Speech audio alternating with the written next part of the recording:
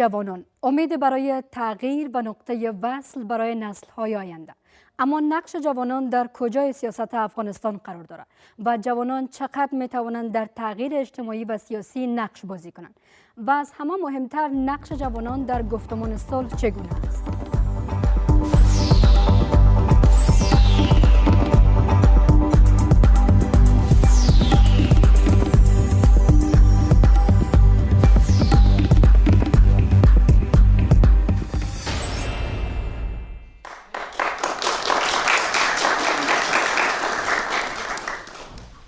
سلام د بی بی سی آزاد جرگی ته مو هرکلی کوم. بیشتر از نیم جمعیت افغانستان را جوانان تشکیل می‌دهد، اما با آن هم این قشر در جامعه افغانستان با مشکلات متعدد از جمله فقر و بیکاری مواجه هستند. په بیساري ډول په افغانستان کې په سیاسي، اقتصادي او اجتماعي ډګرونو کې د ځوانانو ښکیلتیا او رول چې ده زیات شوی ده او داسې کاریږي چې د حکومت لخوا هم توجه دغه قشر ته په زیاتېدو ده. با توجه به این وضعیت نقش جوانان در پیشرفت افغانستان و مخصوصا پروسه صلح چگونه است؟ پر همدې مسلې د بحث لپاره درې درانه میلمانه دي راسره. د ځوانانو د پارلمان پخوانی مشره صبري اندړ، د ولسمشر غني مرستیال ویاند شاه حسین مرتضوي صاحب او د سولې د عالی شورا پخوانی ویاند او لیکوال نجیب ننگیال صاحب. درې وړو ته هرکلی وایم. و همچنان اشتراک کننده های دیگری هم از نقاط مختلف افغانستان در جرگه امشب با خود داره. شما را هم به برنامه امشب خوش آمدید میگم. در ابتدا میخواهیم که یک تصویر کلی از وضعیت جوانان امروزی داشته باشم. آقای مرتضوی، از دید شما جوانان فعلا در چه وضعیتی به سر میبرند؟ بسم الله الرحمن الرحیم. با سلام خدمت دستاندرکاران برنامه، مهمانان حاضر در برنامه و همه حاضرین محترم در تالار.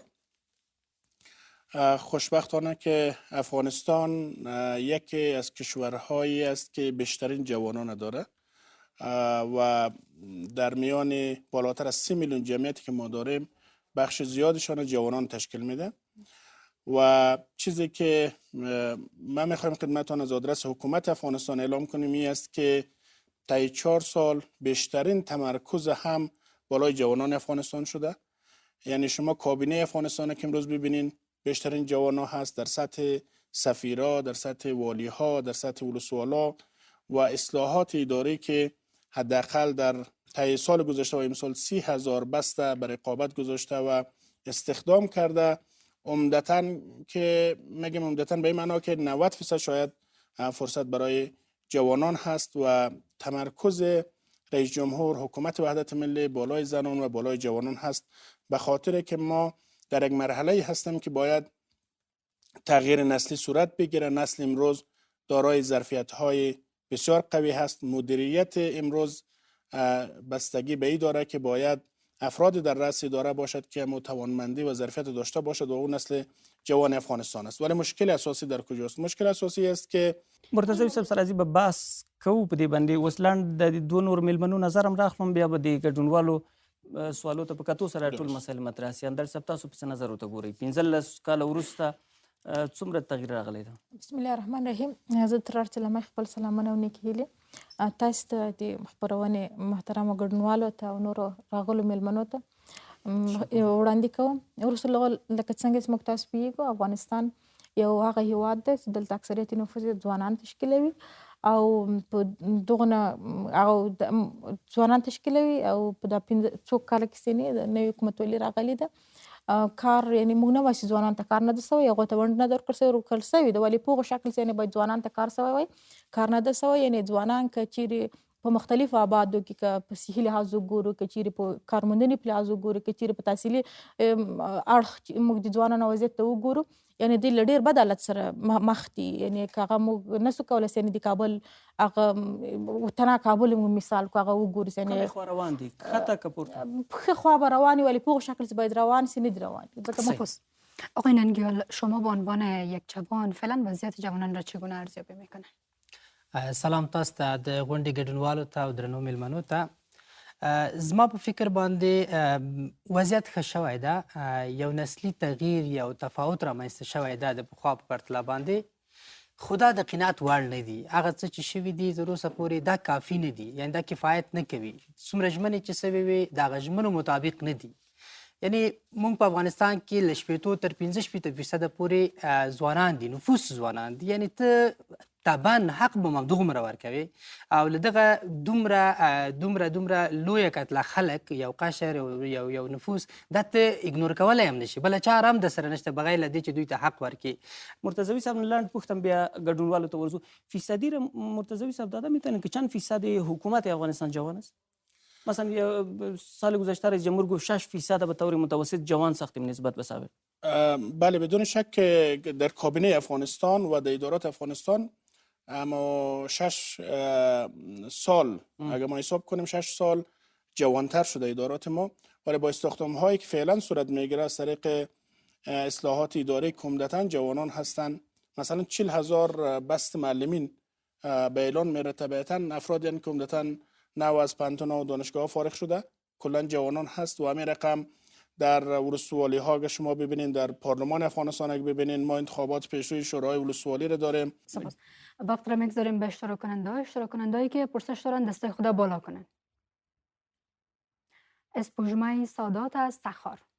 سوال ما برمیگرده با آقای مرتضوی در باره بسته های رقابتی که برای جوانان گفتین مهیا شده. آیا در آزمون های استخدامی که برای جوانان مهیا شده اصل شایسته سالاری را شما تضمین کرده میتونید که اصل شایسته سالاری در آزمون ها تضمین شده یا نه؟ سوال خوب هست، به خاطر که اکثر جوانای ما همین سوال داره که آیا پروسه ها شفاف شده یا نه. ما انتظار داریم که جرگه آزاد یک بحث را با اصلاحات اداری بگیرن یا حتی جوانان ببرن به اداره اصلاحات اداری. پروسه ها به گونه شفاف شده که هر هموطن ما که امتحان میده در اونجا همین نمره خودشان میبینه در کامپیوتر و برای شما مشخص است که شما چند نمره بردین و نمره قبولی چند هست و شانس شکایت برای شما داده میشه. اگر شما اعتراض دارین بر نمره خود، من نمیگم که همه چیز 100% در افغانستان خوب است، ایدئال است، مورد رضایت شماست، ولی نسبت به گذشته که ما میدیدیم که بیشتر افراد و اشخاص بر اساس واسطه وکیل و وزیر و افراد زورمند مقرر میشد. آل پروسه اصلاحات اداری در چند مرحله نشان داده که به مراتب وضعیت بهتر شده میره. مثلا شما تذکره الکترونیکی رو ببینین، بغیر از ولایت زابل از تمام ولایت افغانستان 33 ولایت در اونج قبول شده بود. و یک چیز ما میخوایم خدمت شما بگم که ما سالانه شاید 100,000 نفر از پانتون فارغ داشته باشیم، ولی ظرفیت دولت برای جذب 100,000 نفر نیست. دوستای عزیز، تمام بینندگان محترم تلویزیون، تا زمانی که بخش خصوصی در افغانستان فعال نشود، سرمایه‌گذاری های بیشتر صورت نگیره، ایجاد اشتغال برای تنها دولت یا از آدرس تنها دولت کار سختیه. شما تنها در زمانی که نیروهای خارجی در افغانستان بودن، بیشتر از 600,000 نفر کارمندای ما با پیارتی ها کار میکردن. وقتی نیروهای بین‌المللی پیارتی ها ترک کردن، امی کارمندا بیکار شدن و دولت نمیتونستن کل اینایی که معاشش $1,000 تا $4,000 تا $6,000 بود اینا رو با مو معاش بگیره. بنابراین خوب است که هم توقعات ما منصفانه باشد و هم دولت مسئولیت‌های خود برای جوانان بیشتر و بهتر کنه. بسیار تشکر. در بخش این که چرا حکومت مخصوصا بیشتر نتونسته کوتاه بیاید برای اشتغال زایی و جذب این مقدار دانشجویانی که سالانه از دانشگاه فارغ میشه بیشتر میپردازیم. خانم، در عمده ترین تفاوت میان جوان امروزی تا جوان 5 سال قبلی که شما از تفاوت‌ها یادآوری کردین چه بوده است؟ طبیعتا یعنی هغه ځوان څو کاله مخکې ځوان او د اوس ځوان یعنی یو توپیر لري او فرق لري. د څو کاله مخکې ځوان یعنی زه نه وایم چې هغوی به ښه ظرفیت نه لرله، ښه توانایي به نه لره، ښه وړتیا به نه لرله او هغوی به هم لرله، ولې د نن ځوان تر هغو پوه، تر هغو ډېر معلومات لرونکی، تر هغو ډېر یعنی د خپل حق په حقوقو باندې آګاه او د خپل حق، خپل غږ او خپل استازیتوب تر هر چا بهتر کولی سي. نو بناً یعنی د نن ځوان ته باید د افغانستان حکومت تر هر چا ډېره توجه، باید تر ډېره توجه وکړي. ولې یوازې حکومت باندې ټول تمرکز ده یا ټوله غوښتنه له یوازې حکومت؟ حکومت چې موږ ولې توقع کوو؟ زه ځم صندوق ته رایه ورچوم، مقابل کې دولت باید ماته خدمات یې راکړي. که زه دا نه وایم چې ټول ځوانان باید په حکومت کې جذب سي یا ټول باید دولتي اداراتو کې کار وکړي یا ټول ځوانان سواد لري. حکومت مکلفیت لري خصوصي سکتور ته هم زمینه برابره کړي. ډېر تشکر ننګیال صاحب. اوس دغه جګړه او سوله دواړه تقریبا په همدغو برخو باندې ولاړ دي. لږ تر لږه جګړې کې دا غاړه هغه غاړه دواړه غاړه کې ځوانان داسې ویل کېږي چې کارول کیږي یا څومره داسې تصور کوئ چې که دغه برخې ته پام ډیر سي کیدای شي جګړه ورسره راکمه سي یا سوله مثلا پیاوړې سي ورسره؟ طبعا د افغانستان د اوسنۍ جګړې خام مواد دي چې دي هغه ځوانان دي. تلفات هره ورځ ځوانان ورکوي. په جګړه کې عسکر ځوان ده، هغه طرف ته هم ځوان ده.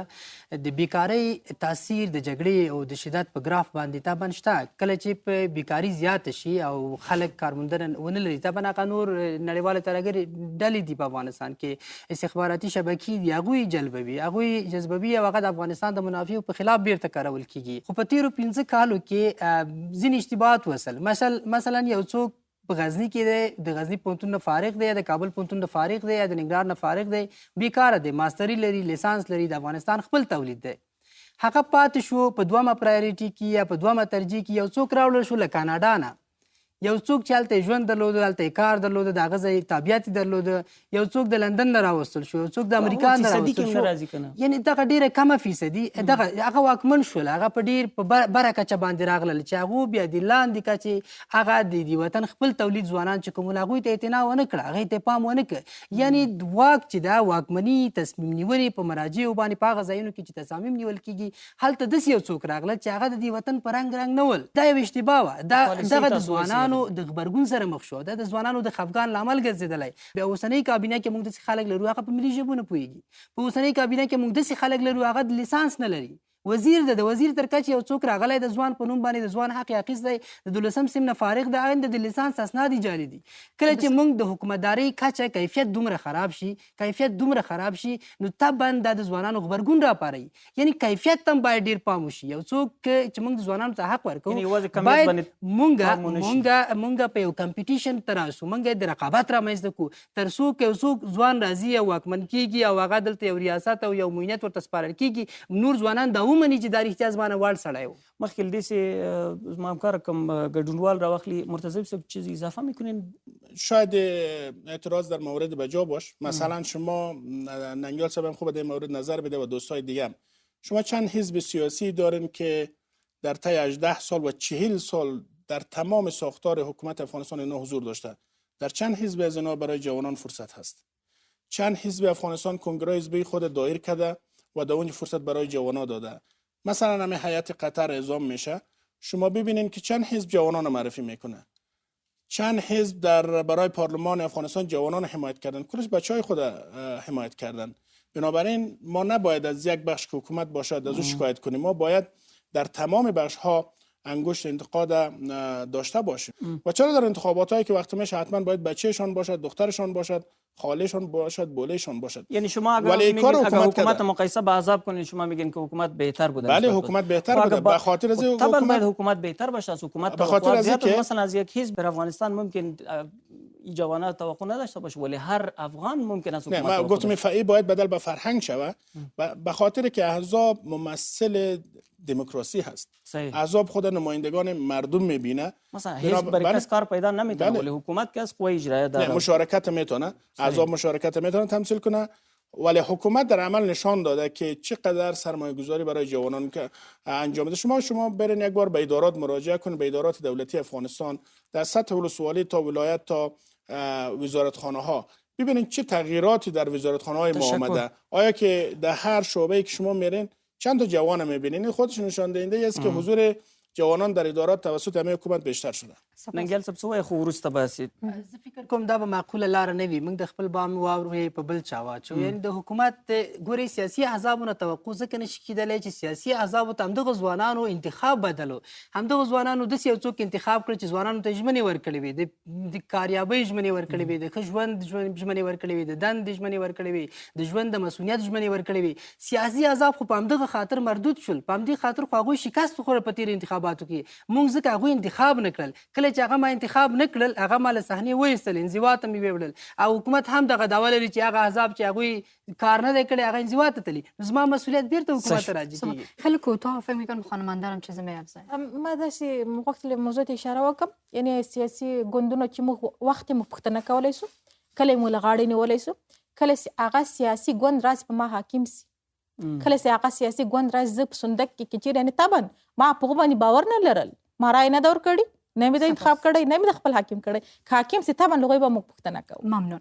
سراغ یک اشتراک کننده میریم. با برزه هباد دوست از پکتیا در برنامه جرگه آزاد اشتراک کردن.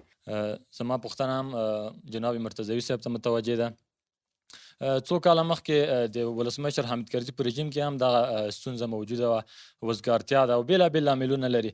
خو که له ځوانانو پوښتنه وشي زیاتره یې دا وایي چې د دې ستونزو یوه زیاته برخه خپله حکومت رامنځته کړې. مثلا یو ځوان ده په ښوونځی لولي په ډېرو مشکلاتو، پوهنتون لولي په ډېرو مشکلاتو، خو کله چې فارغېږي د ماموریت اووم بس ته مثلا دا ځان غواړي نوماند کړي، خو هغه هلته هم د تجربه غواړي. اوس ځوانانو شکایت دغه ده چې زه خو فارغ شوم، لیسانس هم شوم، نو چې ماموریت کې تجربه وانه خلم، زه تجربه چېرته ترلاسه کړم؟ نو د ماموریت دپاره او یا د ټیټو بستونو دپاره دولت څومره کار کړی چې ځوانان ورته جذب شي او که کار شوی اغیز ولې محسوس نه ده؟ سپاس. مرتضوی صاحب چرا چیش تاثیراتش محسوس نیست؟ از این من به نظرم که دستاوردها محسوس است. ما باز هم خدمت شما میگیم که توقع بر حق و مشروعشان است که بعد از فراغت کار پیدا شود. ولی بعد دیگه چی از دوستا؟ کل عواید سالانه دولت ما 1 میلیارد است. ما از لحاظ اقتصادی، از لحاظ منابع، از لحاظ امکانات به کشورهای دیگه وابسته هستیم. ما تنها 35% عواید گمرکات خود که جمع میکنیم این میرسه به 2 میلیارد. چرا؟ به خاطر که در گمرکات ما زورمندان مسلط است و ما نتانستیم منابع خود جمع کنیم. و اگر مبارزه با فساد قوی شود و شما استاد شوید، شما هم صدای خود بلند کنین در کنار حکومت که ما بتانیم 100% عواید خود به دست بیاریم. برنامه‌ای که رئیس جمهور داره که تا سال 2024 ما 8 میلیارد عواید داشته باشیم، طبیعی است که 8 میلیارد عواید برای اشتغال زایی به مصرف میشه. 8 میلیارد دلار. 8 میلیارد دلار ببخشید، بله. و با 8 میلیارد دلار شما میتونید فرصت‌های شغلی زیادی را پیدا کنین. شما معاش معلمیتون زیاد میکنین، معاش مامورتون زیاد میکنین، شما میتونید به جوانان کمک کنین. مننه. وروسته په دې بحث وکړو اوس که سوله راغله، جګړه ختمه شوله، کیدای شي کار زیات شي، چې دا په مجموع کې ټولو ته په خاص ډول باندې ځوانانو ته په دې بحث کوو. بیا تاسو ګډونوالو ته وخت درکوو، که پوښتنه لرئ لاسونه جګئ. دغه څلورم قطار کې بلې تاسو. زما نوم نجیب الله دی، د میدان وردګ د ولایت څخه. زما پوښتنه نجیب الله ننګیال ته متوجه ده. د ډېرې مودې راهیسې د سولې خبرې روانې دي اما کومې پایلې ته نه رسیدلي. آیا لامل په څه کې دی؟ لومړۍ پوښتنه. دویمه پوښتنه دا ده چې د سولې په خبرو کې د ځوانانو ګډون څومره اغېزمن دی؟ مننه ډېر زیات. دا دویمه پوښتنه که ځواب کوي، هغه لومړی خو تاسو د سولې شورا کې اوس نه یاستئ، د ځوانانو رول څومره مهم ده په دې بهیر کې؟ زه فکر کوم ګورئ چې کله سوله او جګړه په افغانستان کې دواړه د ځوانانو په لاس کې ده. کله چې جګړه ځوان کوي، د جګړې په سنګر کې چې یو ځوان عسکر ولاړ ده، طبعا سوله به هم دی راولي. کله چې د جګړې د تصامیم د جګړې فیصله څوک کوي چې د جګړه به کوم طرف ته ګټونکی څوک د سولې ګټونکی هماغه ده. که څومره هم بیکاري زیاته شي، که څومره هم غربت زیات شي، خو هېڅکله څوک چاته دا اجازه نشي ورکولی چې ته دې د بیکارۍ له امله یا ته دې د غربت له امله لاړ شه، د جګړې په بل سنګر کې دې ودرېږه او ځان تروریست جوړ نشي کولی. خو که تاسو استفاده ځینې ونه کوئ، مقابل جانب استفاده ځینې کوي، چې هغه یو کیسه هم دا ده چې هغوی استخدام ما ویل چې د هغې دپاره باید موږ نورې لارې چارې وګورو. موږ راځئ متحد شو، ځوانان دې متحد شي، راځئ د خپل څنګه دې شي؟ دا خو ډېر شعار خو ډېر ښه ده. څنګه دې شي؟ اوس تاسو مثلا مجموع کې په هغو لیکو کې چې جنګېږي څنګه ورته وایي؟ ګورې مرتضوي څه وخت اشاره نور احزابو ته وکړه. زه به بل څه وایم. آیا په دغه 13 کالو کې موږ تر اوسه پورې ځوانان په دې ونه توانېدل؟ ځینې مسؤلیتونه موږ ته راجع کېږي چې راځئ دغه لیډرشپ تغییر کړو، د سیاسی میدان په خپل لاس کې واخلو. بسیار زیاد تشکر. و شما میتونید از طریق راه‌های مختلف در برنامه جرگه آزاد وصل شوین. از طریق فیسبوک، توییتر و اینستاگرام جرگه آزاد بنویسین، پیج ما در صفحه قرار میگیره. و از طریق یوتیوب هم میتونین برنامه مکمل جرگه آزاد را تماشا کنین. فعلا یک وقفه کوتاه میگیریم و دوباره برمیگردیم.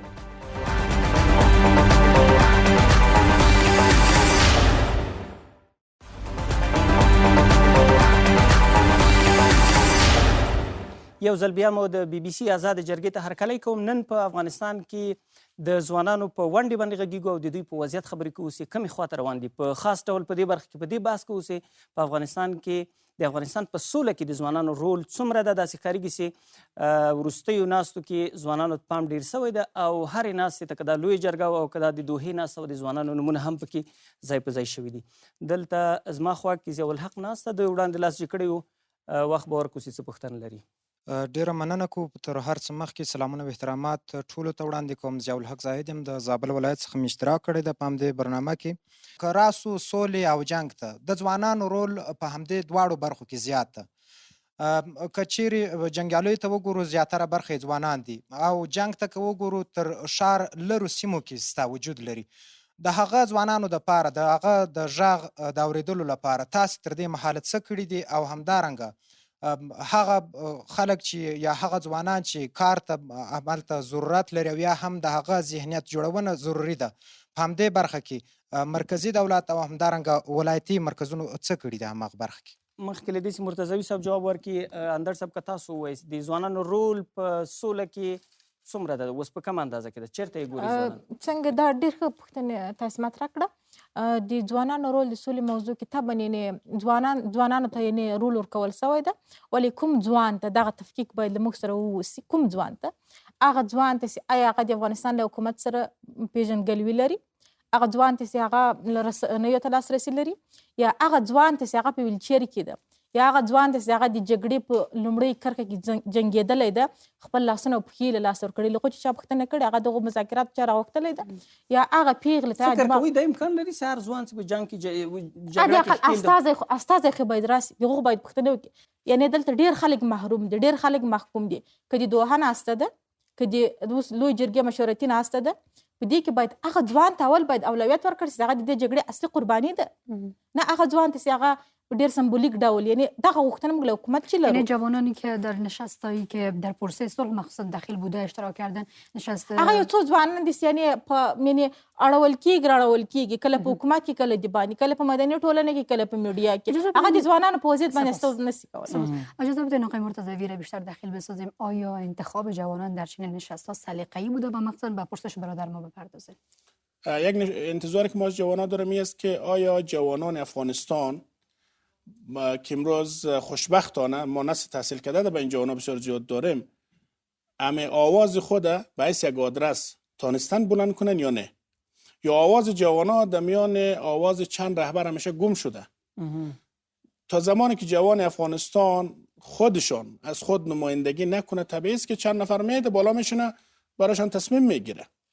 مثلا چند تا جوان به اندازه همین جوانای هلمندی همین قدر همت داره که از هلمند تا کابل، باز با تا مزار تا چندین ولایت پای پیاده بره و حتی یکشون جان خود دمی را قربانی کردن برای صلح.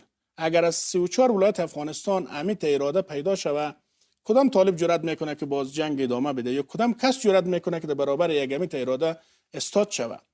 ما تا زمانی که جوانا دوستای عزیز که در این برنامه هستن و بیننده محترم تلویزیون، اگه ما دنبال رو باشیم که چند نفر رهبر سیاسی برای ما تصمیم بگیره و یک روز ما را به جنگ دعوت کنه، یک روز میکنن که میان جوانان اراده وجود نداره. اراده وجود داره، ولی آدرسی که او نمایندگی از جوانای افغانستان داشته باشد در کجاست؟ ای که جوانا باید صاحب کار شوه، باید شما صدایشان رو بلند کنین. ای که جوانا صلح میخواه، این صدا رو باید شما بلند کنین. خود جوانا باید برای یک آدرس همین صدا بلند نمیشه. مثلا د 10 میلیون کسایی که در افغانستان به اینترنت دسترسی داره، تقریبا اکثریتش جوان است و هر روز روی از این مسائل صلح و انتخابات و مسائل فساد صحبت میشه، اکثریت جوان است، صدا خو بلند میشه. نه، در هر موردی که جوانان افغانستان با هم قوی عمل کرده، حکومت وادار کرده که به او پاسخ بگه. مثلا نمی که میگه کمپاین که اترا کجاست، به هر حال اترا رو پیدا کردن که در منزل 14 است. خب شما اگر روی هر موضوع مشترکاً از 34 ولایت افغانستان هماهنگ عمل کنین، شما هر مقامی را با هر صلاحیتی که باشد شما وادار میکنین برای که به شما پاسخ بده. اجازه بدین قبل از آدینس رفتن بپردازیم به آقای ننگیال. چقدر صداها شنیده میشه؟ خیلی کوتاه. زه فکر کوم همدا لوی غږ و، همدا د ځوانانو یو صدا و، یو غږ و. کله چې څوک په دې وطن کې دیش کاله یو چا جګړه کړې ده، سیاست یې کړی ده، ګوندونه و قوي قوي احزاب ول، په دې وطن حاکم ول، لوی لوی مافیاوې، دې ټولو ته یې نه وویلې د پوهنتون یو بیچاره استاد یې راوسته ولسمشر یې کړ. دا کار چا وکړ؟ همدغه ځوانان نه وو. ته د دې ځوانانو نه څومره غږ غواړې؟ همدغه غږ نه و، دا کفایت نه کوي. دغه څوک چې اوس په هر کې ناست دی، دغه خو کوم سیاسي بیکګراونډ نه رانغی، خو د پوهنتون استاد و. همدغه ځوانانو ته یې ویل چې تاسو ته کار کوم او دوی ورسره لاس ورکړه، هغه یې تر ارګه ورسوه، ولسمشر یې کړ. زه فکر کوم همدغه انصاف ده، همدومره کفایت کوي د ځوانانو. اوس دا نو د حکومت مسؤلیت کېږي، دا نو د ولسمشر مسؤلیت کېږي چې د ځوانانو دغه احسان، دغه ښېګڼې ته بیرته ځواب ووایي. ممنون. تشکر. بیا ګډونوالو ته وخت ورکو. تاسو څلورم قطار کې سي، بیا به وروسته تاسو ته وخت درکو. بله. سوال ما مربوط جناب مرتضوی صاحب میشه که مطرح کردن که جوان‌ها یک حرکتی نداشتن که بدون دنباله‌روی باشه و او حرکتشون قسمی باشه که خودشان صدای خود بلند بکنن تا حکومت بشنوه.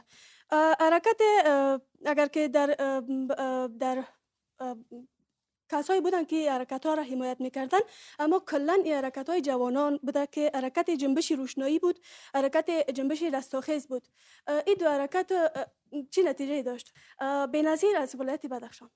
تشکر. اول مرتضوی صاحب شما، بیا به ننگیال صاحب تاسو وخت درکو.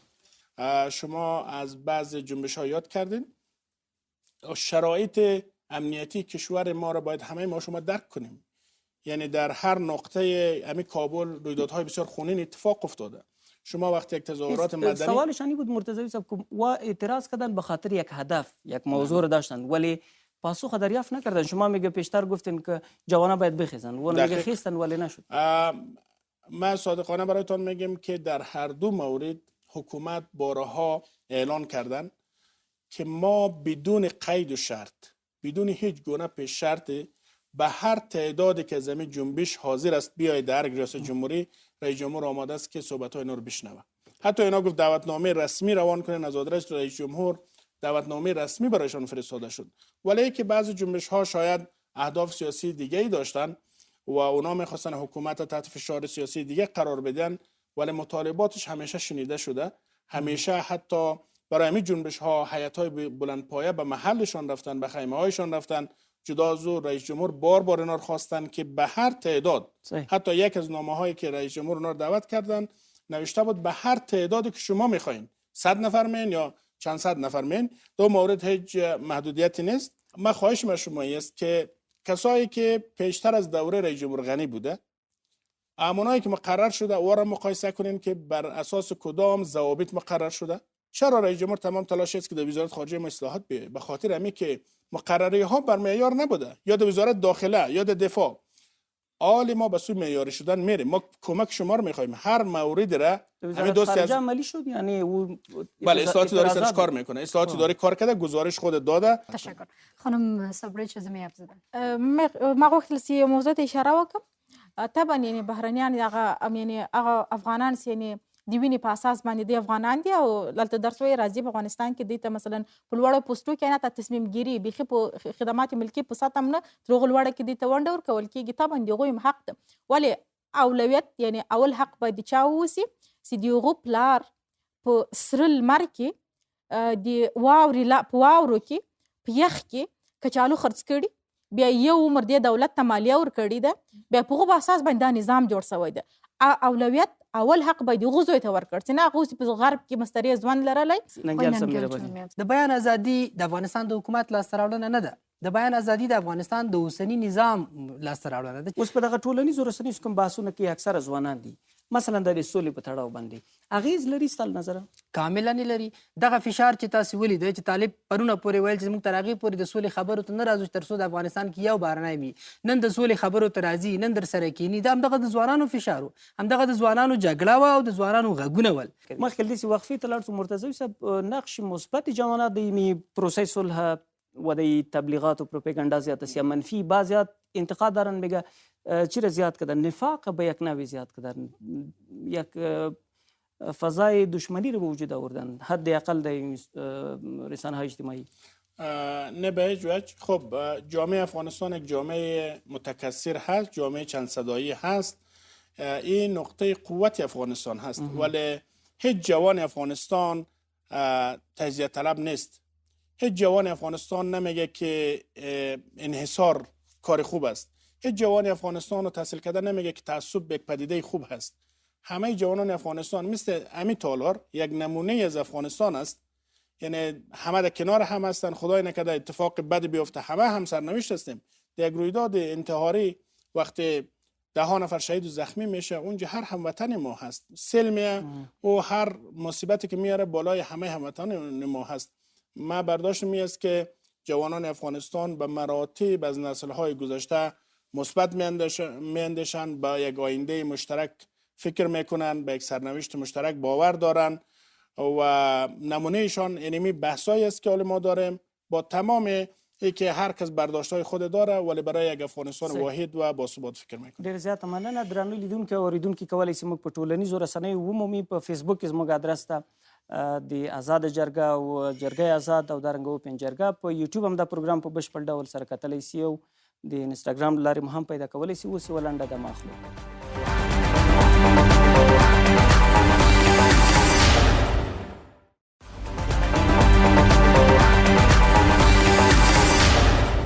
سلام دوباره، بیننده ادامه برنامه جرگه آزاد BBC هستند. در این بخش بیشتر صحبت میکنیم که جوانان چقدر میتونن در پروسه صلح و مخصوصا مذاکراتی که حکومت با طالبان در جریان داره میتونن نقش مثبت ایفا کنند و حکومت چقدر در تبانی با جوانان و مذاکره با جوانان تانسته که پیشبرد گفتگوهای صلح را داشته باشه و چقدر حکومت تانسته که از جوانان در این عرصه نقش داشته باشه. و حالا هم وقت را میگذاریم به اشتراک کننده ها. پس از چند پرسش دوباره برمیگردیم به مهمانای ما. دوستایی که پرسش دارن دستای خود بالا کنن. من ولی محمد مصمم از ولایت بدخشان. پرسش ما مربوط به آقای مرتضوی است. پرسش ما در مورد این است که آقای غنی در جریان کارزارهای انتخاباتیش یکی از شعارهای عمدهش همین بود که ما اشتغالزایی را برای جوانانی که تحصیل کرده است یا غیر تحصیل کرده است مهیا می‌سازیم. آنانی که در آبهای یونان غرق شدند و یا آنهایی که در کشورهایی که مهاجر هستند به بدترین وضعیت زندگی دچار هستند، چه کارهایی برای از صورت گرفته و همچنان موضوع جرگه مشورتی صلح چه ذهنیتی را برای افرادی که در جامعه زندگی میکنند کدام ذهنیت داده میتونه و همچنان چند فیصد برای ذهنیت دادن جوانان کار شده در مورد جرگه مشورتی صلح؟ تشکر. تقریبا بیشتر پرسش ها برمیگرده به آقای مرتضوی که خوب است از خانم صبری میپرسیم. اینو پرسان کردن که چه برنامه‌ای حکومت میتونه برای جوانان داشته باشه. زه همیشه یو شعار لرم، یعنی مو خپل کولای سو خپل وضعیت خپل تغییر ورکړو. یعنی ځوانان باید د مختلف اجماع او طریق په دولت باندې په حاکم نظام باندې فشار واچوي. او مرتضوی صاحب غوښتنه هم در ستاسو په دولت فشار واچوي چې اچوي ستاسو غوښتنې ومني. مرتضوی صاحب د سال 2014 می پلان استراتژیک به خاطر جوانان جور شد. عملی است یا نیست؟ من نمیفهم. اکثر جوانان می تو سوالایی که میکنم فکر میکنم که زیاد خبر ندارن از اون. تغییرات به نهایت محسوس هست. موثریت جوانان هم بسیار بالا هست. شما جوانانی که در رأس اداره های مهم دولتی هست، خوشبختانه اینا بیشتر 16 ساعت کار میکنن، دارای سواد هستن، دارای طرح هستن، دارای برنامه هستن. در اداره‌ای که بوده مؤثر بوده، در اداره فساد کمتر شده، در اداره تعصبات از بین رفته، در اداره شایسته سالاری آمده. یک نمونهش خود اصلاحات اداری هست. ما یک چیز خدمتتون میگم، در اداره احصایه افغانستان 1 میلیارد دلار مصرف شده بود، ولی شما آمار هیچ را نداشتین. شما آمار نداشتین که در افغانستان چقدر گوسفند است. شما آمار نداشتین که جمعیت واقعی افغانستان چقدر است، چقدر جوان است، چقدر کودک است، چقدر پیر است. ولی امروز آقای رسولی آمده یک اداره بسیار مدرن و قوی را تدابگذاری میکنه. در کمیسیون انتخابات افغانستان 1 میلیارد چیز دارین. بله شما گفتین حال آمار آل کار شروع. بله مثلا می آمار جدیدی که اعلان شده که آمار نفوس افغانستان بالای 30 میلیون شده بر اساس کار امی اداره احصایی است و قرار است که همه چیز الکترونیکی شود، همه چیز معیاری شود. یک نمونهش کنکور افغانستان است. چرا در گذشته همه برای که نمره بیاره در کنکور قبول شود استفاده از رشوت میکرد؟ یک نفر با چند کارت امتحان میداد، به جای یک نفر خودش وجود نداشت کس دیگه میرفت امتحان میداد. ولی امروز نمره اولای کنکور کلش اولادای غریب است. چرا؟ به خاطر که شفافیت به وجود آمده. شما در اداره پاسپورت تغییرات جوانان واز نقش دارن. بله چون مدیریت این پروسه دست جوان است. آقای رسولی کنکور اصلاحات بهش به وجود آورد. آقای رسولی در اداره احصایی است. شما کمیشن های اصلاحات اداره رو ببینین، کل جوانا هست. تغییرات اینا به وجود آوردن. اداره پاسپورت کابل رو ببینین، یعنی شما باید روزها ساعت 4 صبح تاریک میرفتین، 1 روز 2 روز 3 روز در سرمای زمستان تا که یک پاسپورت بگیرین. آله آمده آنلاین، شما در خانه تان نشستین، از طریق اینترنت میرین آنلاین پاسپورت ثبت نام میکنین. یعنی اینا مسئول تغییرات است. د ځوانانو رول په دغه مثبتو تغییراتو کې ډیر زیات مهم ده. خو بیا د ننګیال صاحب خبره د سولې په بهیر کې مور ډیر کوي کنه، یعنی پروسه صلح هم زیاد کنه که دی بخشم تغییرات بیاره. در این مورد هم ما صادقانه برایتان میگیم که قربانی جنگ هم جوانان هست، قیمت جنگ را هم جوانان میپردازد. شما اگر در یک کورس حمله شده جوانا شهید شده، نیروهای امنیتی در قلوردوها شهید شده جوانا بودن، در سرک و کوچه و هر جایی که ما شهید دادیم عمدتا جوانا هستند. و امروز هم نقش صلح هم جوانا داره و ما امیدوار هستیم که در لوی جرگه مشورتی جوانا بتانن اما آواز واقعی مردم افغانستان که 34 ولایت است بلند کنه. این جرگه برخلاف تبلیغاتی که میشه، این جرگه حکومتی نیست. تقریبا 1500 نفر از این کسایی که آمده اینا به انتخاب مستقیم خود مردم هست از ولایت مختلف. ممنون. باز هم وقت را میگذاریم به اشتراک کننده هایی که پرسش دارن دست خود بالا کنن. وقت را میگذاریم به شما میتونید پرسشتان رو در میان بگذارید. سلام خدمت مهمانان و حاضرین در تالار. مشخصا سوال ما برمیگرده به آقای مرتضوی صاحب. حکومت وحدت ملی جهت مبارزه مسلحانه و صلح با مخالفین حالت دوگانگی به خود اختیار کرده. مشخصا دولت در کدام یک از این تاکید داره؟ اگر بر صلح داره، این چی پیامدی برای ما جوانان در آینده داره اگر صلح بیاره؟ ممنون. اسمتان؟ نورالحی اسم از کابل. ممنون. سوال ډیر زیات عمومي وو، په هر صورت باندې مخکې له دې چې مرتضوي صاحب تاسو جواب ورکړئ. ننګیال صاحب د ځوانانو رول په دغه د سولې په برخه کې اوس کومې خواته روان ده؟ تغییرات راولي دوی کره کره د کومو تغییراتو سره په دې سیستمو او حکومت دننه کې ځوانانو وایي راوستې د سولې په برخه کې هم همدغسې ونډې ترلاسه کولو خواته روان دي که نه؟ زه فکر کوم بیا وایم د قناعت وړ نه دی. البته ځوانانو یو خوځښت رامنځته که، یو فشار یې واچو په حکومت و او هغه که د حکومت مخالفین و، یعنی دا د ځوانانو غږونه و، د ځوانانو دغه لاریونونه ول، همدغه د هلمند ځوانان ول او نور خلک و دغه ولسي پاڅونونه او دغه پرلتونه تاسو ولیدل تېر کال په ټول افغانستان کې وشول، دا ځوانان ول. دا د دوی فشارونه او د دوی غږونه او د سولې پروسه تر دغه ځایه راورسېده.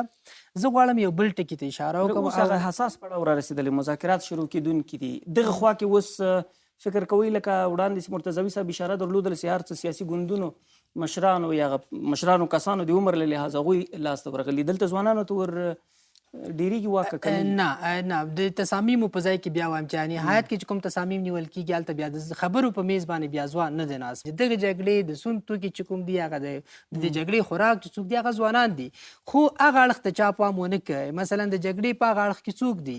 یو طبقه خلک دي چې هغه د 40 کاله د افغانستان نه باندې ژوند کوي، 80% یې په پردي ملک کې رالوی شوي دي او هملته 30 کلن شوی دی او 25 کلن شوی دی او نوی نسل ده، هغه کډوال دي. هغه دغه جګړې د فیکټري ده، دغه جګړې فابریکه هغه خلک چلوي چې هلته د هغوی برین واش کېږي، د هغوی ذهنیت د افغانستان د نظام په خلاف باندې جوړیږي. بیا د هماغه خلک چې هلته په کډوالۍ کې په ډېر بد حالت کې په ډېر محرومیت کې ژوند کوي، هغه راځي په افغانستان کې د دغه ځوانانو په خلاف باندې، هغه ځوانان چې یو متنوع فکر لري او د اوسني افغانستان یو عیني واقعیت دی او یعنې نوي عصر سره جوړ ځوانان دي، د په خلاف جګړه کوي. زه فکر کوم هغه خلکو ته توجه ونه شوه، باید هغه ځوانان را خپل کړی شي. ممنون. خانم صبری، فکر میکنین سهم جوانان در پیشبرد مذاکرات و مقصد پروسه های صلح کافی هست با توجه به اینکه نیم جمعیت ما جوانان هست؟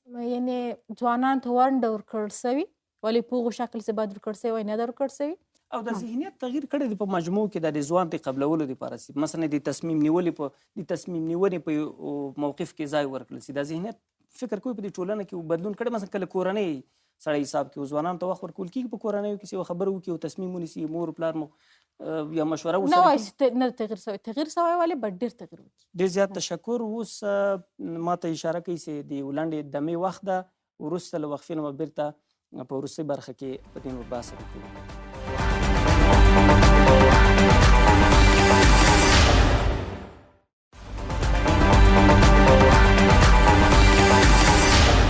یو یو ځل بیا ښه راغلاست درته وایم درنو لیدونکو او اوریدونکو د بي بي سي آزاده جرګې ته نن د ځوانانو پر رول باندې غږیږو چې په ټولنه کې مخ په زیاتېدو که په کمېدو ده او دوی ته پام کمی خواته روان ده بالخصوص د سولې په برخه کې. مرتضوی صاحب چرا دم نقششان در مرحله صلح بسیار کم است؟ خب ما هنوز واقعتش مذاکره رسمی شروع نشده، یعنی ما در مرحله بسیار ابتدایی پروسه صلح هستیم. که د ابتدایی نباشه دیگه در اصل مرحله خب میگه دیگه ممکن نه سایدلاین شد. در پروسه صلح ما کمیته برای جوانان در نظر گرفتیم، کمیته جامعه مدنی، کمیته زنان هست که حداقل 9 کمیته است که همه اقشار در رو دیدگاهش باید بازتاب پیدا کنه، خصوصا جوانان افغانستان. و امروز در جرگه مشورتی صلح هم تمام تلاش برای می است که از آدرس مردم افغانستان و از آدرس اقشار مختلف باید نمایندگان واقعیشان حضور پیدا کنند تا دیدگاه واقعی مردم افغانستان و همه اقشار در رو بازتاب پیدا کنه. هیچ گونه محدودیت برای جوانان نیست. ما یک موضوع دیگر میخوایم خدمتتان اشاره کنیم. شما از ولایت‌های مختلف هستین، در اینجا رئیس جمهور 70 سفر ولایتی داشته. شاید یک دوست ما اینجا زابل است، به زابل رئیس جمهور سفر نکرده، ولی در ولایت‌هایی که سفر کرده در هر ولایت یک از گروه‌هایی را که رئیس جمهور ملاقات کرده زنان است، یک از گروه‌هایی را که ملاقات میکنه جوانان هست، به خاطر که صدای دو گروه برای حکومت و برای رئیس جمهور به نهایت مهم است. و دمی روزا هر روز رئیس جمهور یک جوان از یک ولایت افغانستان میبینه و مشکلات از یک ولسوالی از یک ولسوالی افغانستان میبینه و صدای اونا را میشنوه که در ولسوالیتون چه مشکل هست. و حتی هدایت داده که در شورای امنیت افغانستان از هر ولسوالی یک نماینده در اونجا زمینش فراهم شود و همچنین در اداره امور تا ما بتانیم صدای همه جوانان از تمام ولسوالی ها داشته باشیم. روزانه رئیس جمهور با 200 نفر ملاقات مستقیم رو در رو میکنه و دیدگاه های اینا رو میشنوه. در ما با 5000 نفر و در همین مدت 4 سال و چند ماهی که هست 300,000 نفر رئیس جمهور مستقیم ملاقات کرده و دیدگاه هایشان شنیده. در هیچ تاریخ افغانستان چه دوره پادشاه ها بوده، حکومت های کمونیستی بوده، طالبا بوده، به این اندازه دروازه ارگ برای مردم و حکومت باز نبوده. گفتم میتونه که نیمی از جوانا بوده، بخش زیادش جوانا بوده. تشکر. وروستۍ پوښتنو چانس ورکوو. سلام او درنښت، رومل صاحب یم د کابل ولایت څخه. زما پوښتنه د 3 واړو ته مطرح ده چې 3 واړه باید ځواب راکړي. هغه ځوانان چې په 15 کلنه جګړه کې معیب شوي دي، حکومت د دې لپاره د کارموندنې په برخه کې څه پلان لري؟ مننه ډېر زیاته. له امنیت وروسته د افغانستان کې چې کومې سروېګانې سوي دي، بیکاري چې ده دا دوهمه لویه مسله په افغانستان کې یاده سوې ده. که دا پروس کلي د اسیا فاونډیشن په سروې کې هم دې مسلې ته اشاره سوې وه. له هغه نه مخکې کومې سروېګانې هم چې سوي دي او د کې شک نشته چې د افغانستان د اقتصاد د ملا تیر ځوانان جوړوي او دوی به طبعا د بیکارۍ مسلې ته ډېر اشاره کوي یا ډېر ترې ځورېږي. داسې اروپا ته روان دي، یو دلیل همدالته بیکاري بلل کېږي نور عواملو په خوا کې. څومره د دې کار له اړخه رښتیا هم د اغېز درلودلی شي چې ځوانان همداسې بیکاري په حکومت کې هم چانس نه ورکول کېږي ځکه په هغو نورو شیانو باندې مصروف وي. هغه د یو مړۍ ډوډۍ دپاره ننګیال صاحب په هغه باندې فکر کوي، یعنې په سیاست او په سولې او په دې انتخاباتو په دې ډېر زیات تمرکز ونه شي کولی. هغه دغه تمرکز یې ډوډۍ ترې اخیستی یا کار یا بیکاري ترې اخیستی. ګورئ پښتو کې موږ یو متل ده وایي چې خالي دماغ د شیطان ځاله ده. کله چې یو څوک بیکاره وي او مشغولیت ونه لري، مصروفیت ونه لري، طبعا د هغه خیالات به فرستریټ کېږي، هغه یعنې هر شي فکر کوی شي، فکر کوي، هغه منفي خواته هم تللی شي. طبعا ډېر کم خلک داسې وي، دا د انسان طبیعت ده. یعنې طبعا انسان نشي کولی ډېر وخت چې په ولږه کې په ځان باندې حاکم واوسېږي. یعنې طبعا د منفي ګرایي به د طرف ته ځي، دی به محرومه وي. مثلا یو څوک ولې منفي ګرا سي خو محرومه ده، یو څوک ولې عقده واخلي له حکومت سره خو محرومه ده. کله چې محروم خدمات ورته نه دي رسېدلي، کار نشته، د هغه سره باید برخورد شوی ده. یعنې دغه حالت باید تغییر وکړي. ګورې یو دا احسان د څوک په ځوانانو نه کوي. څوک وایي چې ذهنیت تغییر شوی، که تغییر شوی نه ده چې ځوان ته تصمیم واک ورکړي، ځوان ته دنده ورکړي که ونه کړي. که ذهنیت تغییر ده که تغییر نه ده، دا ستا انتخاب نه ده، دا ستا مجبوریت ده. یعنی دا احسان د څوک په ځوانانو نه کوي او دغه یو عیني واقعیت په شکل باندې باید دا واکمنان ومني چې موږ باید کار څه کوو. ځوان ته باید په نهایت کې د دوی د اطمینان وړ وګرځي. او په دې برخه کې بیا د ښځو اغېزمنتیا نور هم ډېره زیاته ده. مثلا که د ځوان لپاره د کار خبره کېږي، که د محیط د برابرېدو خبره کېږي، بیا د ښځو فیصدي لا هم پکې کمه ده. د کلتوري مشکلاتو له اړخه که څنګه ده؟ دقیقا یعنی یعنې وې پیغلې ته چانس نسبت یو ځوان هلک ته دا بیا نور هم کم ده، هدف مې دا و. دقیقا یعنی جګړه ده او په جګړې کې یعنی عادي افراد له خپل حقوقو محروم دي. بیا هغه څوک چې یعنی خپل محروم وي په خپل ژوند کې هغه محرومتره ده په دې حالت کې. دا موږ باید ومنو. سپاس. آقای مرتضوی، آیا سهم مساوی برای جوانان زن و جوانان مرد داده شده؟ خب بیشترین تمرکز یا فرصت برای زنان و جوانان حکومت داده. شما تعداد افرادی که امروز از خانم ها در بالاترین سمت های دولتی است این نهایت متوجه حکومت به زنان او ستاسو توقع هم دا ده چې په دې ښځو کې دې بیا ډېر ځوانان هسې ډېر زیاته مننه. ننګیال صاحب، دغه د ځوانانو سرې کرښې د سولې په مذاکراتو کې کمې دي؟ د بیان ازادي، یو د متنوع افکارو زغم او درلودل، د افغانستان دغه اوسني حالت ته په کتو، د عیني واقعیت ته په کتو باندې دیموکراتیک ارزښتونه پالل. یعنې د افغانستان اوسنی نظام، د افغانستان اوسني نظام چې کومې سرې کرښې دي د اساسي قانون کې بیخي معلومې دي. یعنې مونږ په دیموکراسۍ ځوانان باور لري. نور څوک یعنې دا څوک نشي کولی چې په افغانستان کې یو ځوان ته ووایي چې ستا خولۍ نه ده پیسره، ستا پنسې ټیټې دي، ستا ږیره اوږده ده، ستا ږیره ټیټه لویه ده، او هغه په عمومي د خلکو په وړاندې راونیسي او هغه په دورو ووهل سي. دغه حالت دا د ځوانانو سرې کرښې دي. او امنیت، یعنې باید نور ځوانان تهدید نه سي، د دوی ژوند ونه ګواښل سي او دوی ته اجازه ورکړل شي چې دوی په طبیعي ډول باندې رشد وکړي، څنګه چې په نوره نړۍ کې کوي. صحیح. مرتضوی صاحب، امی مسائل در نظر گرفته شده در شورای مصالحه ملی یا شورای مصالحه رهبری که از خطوط سرخ حکومت افغانستان یا نظام افغانستان تعیین میکنه، این مسائل هم در نظر گرفته شده؟ بدون شک. خواستای جوانان؟ بله. خوشبختانه یک جلسه در ارگ ریاست جمهوری بود. در او رئیس جمهور آقای حامد کرزی، استاد سیاف، استاد خلیلی، دکتر سیب عبدالله، خانم سرابی صحبت کردند و به وضاحت بیان کردند که جمهوری اسلامی افغانستان به حیث خط سرخ است برای ما. دستاوردهایی که ما داشتیم از جمله حقوق زنان، آزادی بیان جزء موضوعاتی است که سرش نمیشه ما معامله کنیم. یا آزادی فردی. خب حقوق شهروندی، بله، حقوق اتباع در قانون اساسی ما برش وضاحت داره. خطوط سرخ است که مورد معامله قرار نمیگیره. خلکو اندر صاحب مهرباني، تاسو دغه توپیرونه د ځوانانو د نظر او د مشرانو د نظر تر خصوصا د سولې په بهیر کې دا د ټکر باعث بولي او که کیدای شي په راضي شي سره؟ نه، دا واخر راضي کیږي ځکه اوس هغه وخت نه ده چې یعنې موږ په یو دیکتاتوري، په یو زور باندې، په یو چا باندې یو شی ومنو. کوم حقوق یعنې د ځوانانو سرې کرښې به اوسي او ځوانانو اساسي حقوق دي چې هغه سیاسي مشارکت، بل بشري حقونه دي، بزم کې طبیعي حقونه چې بیان ازادي ده، د حیات ازادی ده او بعضی دسې نور دي. عنوان جنبندی و آخرین پرسش، توقع شما از نقش جوانان در پیشبرد مذاکرات صلح در آینده چه است؟ خیلی کوتاه. تصمیم نهایی را در رابطه با صلح ملت افغانستان میگیره. ملت افغانستان شما هستین.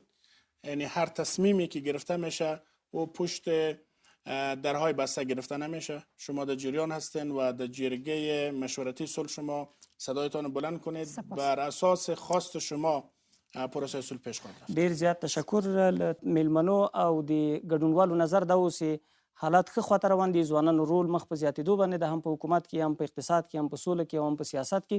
خو وایي کافي نه دي. په همدې هیله باندې چې یو ورځ افغانستان د سولې خاوند شي او دغو ټولو برخو کې د ځوانانو رول په طبیعي لحاظ باندې پراخ شي. له میلمنو په ډېر درنښت سره و از مهمانان ما هم خانم صبری اندر، آقای شاه حسین مرتضوی و آقای نجیب ننگل سپاسگزاری میکنیم که وقت گذاشتید. له تاسو ټولو ګډونوالو هم مننه چې دلته یو ساعت له موږ سره په دې خپرونه کې موجود یې. تر بلې خپرونې مو یو بخښونکی الله سپارم. ممنون.